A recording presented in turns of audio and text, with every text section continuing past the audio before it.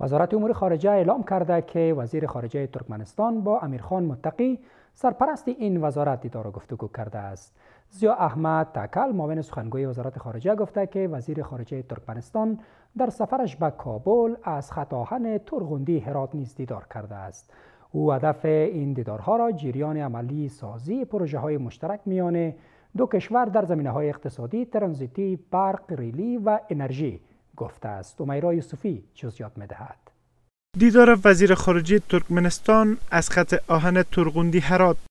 وزارت امور خارجه اعلام کرده که رشید مرادوف وزیر خارجه ترکمنستان با امیرخان متقی سرپرست این وزارت دیدار و گفتگو کرده است. ضیا احمد تکل معاون سخنگوی وزارت خارجه گفته که وزیر خارجه ترکمنستان در سفرش به کابل از خط آهن تورغوندی هرات دیدار کرده است. او هدف از این دیدارها را جریان عملی پروژه های مشترک میان دو کشور در زمینه های اقتصادی، ترانزیتی، برق، ریلی و انرژی گفته است.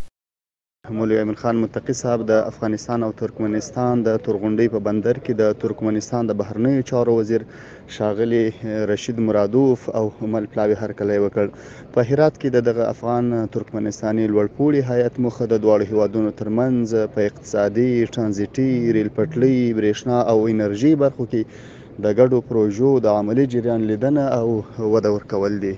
شماری از آگاهان هم در مورد روابط اقتصادی میان ترکمنستان و افغانستان به این باورند. و همکاری با ترکمنستان سبب میشه که اهمیت جیواستراتژیک و جیو اکونومیک افغانستان بالا بره و اقتصادی هم به نفع افغانستان است و در حال حاضر ما بیشترین مواد سوخت خود مانند تیل، گاز و انواع فرآورده های نفتی و پتروشیمی از ترکمنستان وارد میکنیم و یک مقدار برق هم از ترکمنستان وارد میکنیم و در نظر است که مقدار بیشتری را وارد بکنیم. از این نقطه نظر شریک کلان تجاری ما و همچنان شریک استراتژیک اقتصادی ما در منطقه با داشتن ذخایر عظیم میتواند ترکمنستان باشد. پیش از این نیز امیرخان متقی سرپرست وزارت خارجه با کاردار سفارت ایتالیا در رابطه به موضوعات مختلف از جمله انکشاف پروژه های ناتکمیل نیز دیدار و گفتگو کرده بود.